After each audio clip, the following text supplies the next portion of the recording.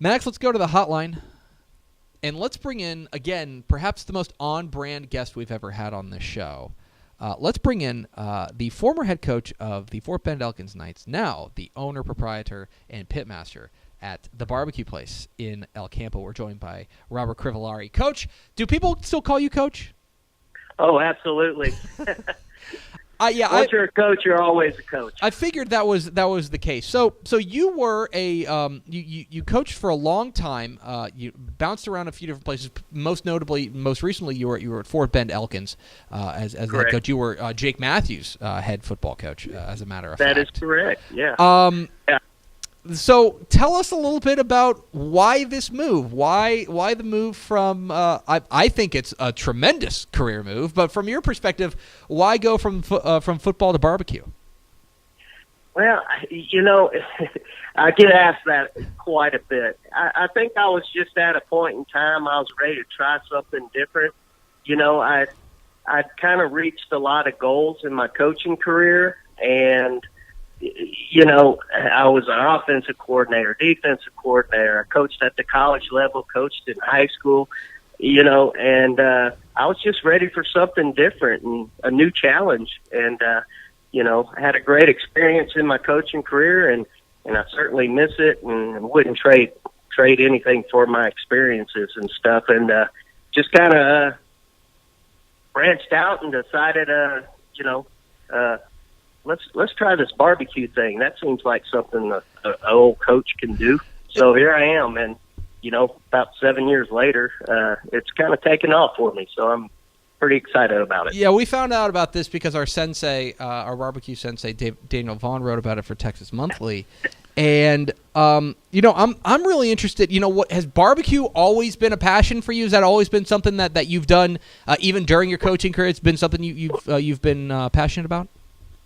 Absolutely. I wasn't necessarily just cooking barbecue while I was coaching, but we'd fire up the pit all the time when we had the opportunities. And when I became a head coach, I'd have the staff over, and we would cook in my backyard and have get-togethers, prior to the fall camp starting up, and just any time we could get together and stuff like that. And then a buddy of mine, he was big into the competition barbecue scene and stuff, and we kind of got together and started cooking, and it kind of took off from there. We got us a trailer and started cooking out of that, and so cooking has been a passion that I've had for many years while I was coaching, and it just kind of bled over to this now that I'm out of coaching. We're talking with Robert Crivellari here in Texas Football Today. Get involved in the conversation, #TF Today. Okay, Coach, so then I want to hear a little bit about like the starting of the barbecue place, because this is obviously a place that's getting more popular. You guys are gaining steam, I suppose, in a way, there in so to speak, in El Campo. And so what was the early going? Was there ever a moment where you're out there, you're slaving over a hot pit, and you're going, oh no! Did I make a big mistake by leaving? Because you coach. I mean, the thing is, you coached it. Obviously, head coach at Fort Bend Elkins, coaching some fantastic players. You were a former defense coordinator at Lake Travis. You coach at Southwest Texas State, as we refer to it on this show. Absolutely. So, was there a moment there in the early going, or at any point where you go, oh boy, this may not have been a wise move? Yeah, definitely, because when we decided, we knew a few people here in El Campo, and when we decided to move here, I was like, okay, is this, you're always questioning things, but I'll tell you right now, so happy about making the move to El Campo from Sugar Land after I left Elkins, and we've just had a great experience being here. But yeah, early on in the barbecue biz and stuff, I'm like going, okay, what am I doing? And but it did pan out and stuff, and there was some tough times and some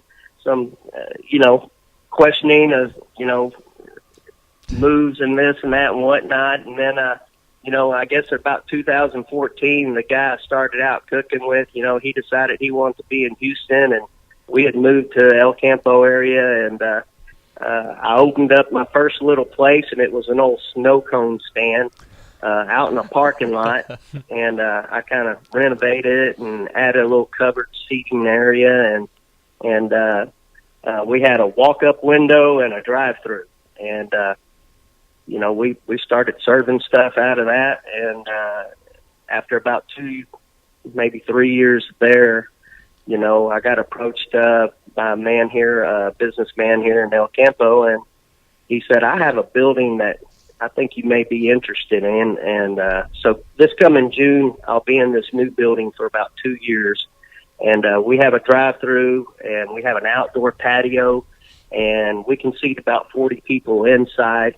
It's not a huge place, but, we get enough crowd in here, and it's just kind of taken off from there. But certainly did question things in the early goings and stuff, and now that we're where we are, it's kind of panned out. It's just like when you take over a new football program, you're like, what am I doing?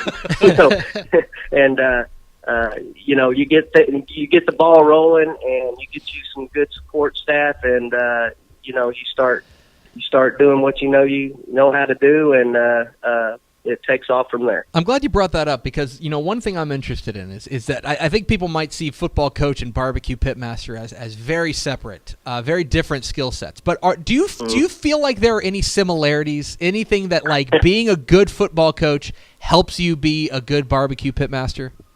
Man, there's so many. I am finding out how related things are. Like I just mentioned, you got to have a good support staff around you. If you don't have surround yourself with good coaches or good, barbecue staff, you can't be successful. I mean, I can't do this all on my own. I do a lot of all the cooking and everything I do on my own, but when we open the doors, I have to have a support staff to help me out. And just like, when we kick the football off, I've got to have those coaches up there with eyes and ears and seeing things to help me out, So there's a lot of similarities, and I'm finding that out. And I think from all of my experiences of coaching and learning what I did there, no doubt has helped me, transfer over into the business world and apply those same things of keeping it simple and relying on good people to build this business the same way you build a program. And finally, perhaps the most important question is, I'm sure this is a question you get asked a lot, which is people maybe hear about this place or they wander in and they want some barbecue and they probably say, what's good here? They say, oh, what a minute. So if we're coming to the barbecue place and I'm eating lunch or I'm eating dinner, and I'm saying you got to recommend it for me. What do I have to have at the barbecue place?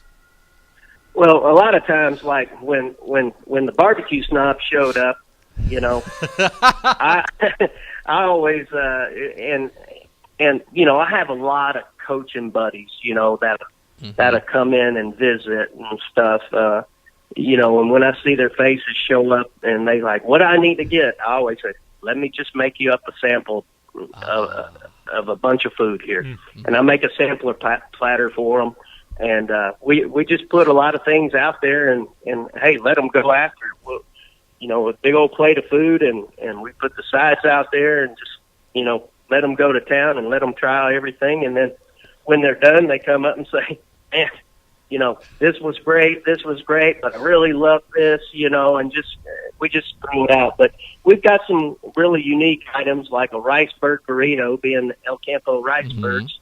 We got a burrito that seems to just, we sell a bunch of those things every day.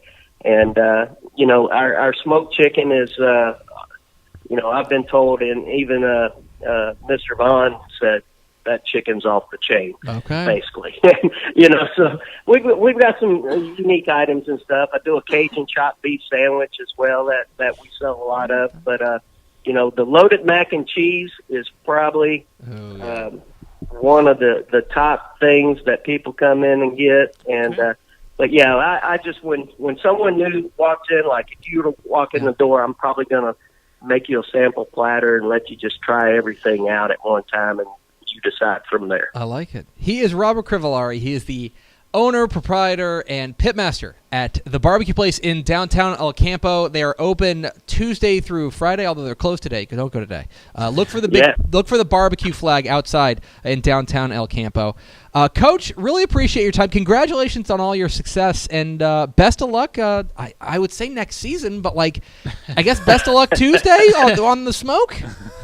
Hey, every Tuesday we kick the ball off. So I mean, every day we're kicking off, and it's a new game every day. So, Coach, we're excited about that. Coach, thanks very much. Okay, thank you. Pleasure being here. There he goes, Robert Crivellari, the owner, proprietor, and on-brand guest here at Dave Campbell's Texas Football Road Trip. The barbecue. Yes, that's what I was hearing. The rice bird burrito, or the rice bird burrito, is man. That's perfect. That's really good. Start up the car now. You guys wrap things up here, right? Because you see the pictures up on TexasMonthly.com. The brisket, the turkey, and the smoked chicken. Yeah, if you read the article, Daniel Vaughn is especially fond of the smoked chicken. Yep. So pretty darn cool. It is takeout only, which I love. Yeah. I guess it's not technically takeout only because there are picnic benches. But you do have to take it out and sit somewhere other than inside where they're cooking it. So, and Max, I don't know if you read this part.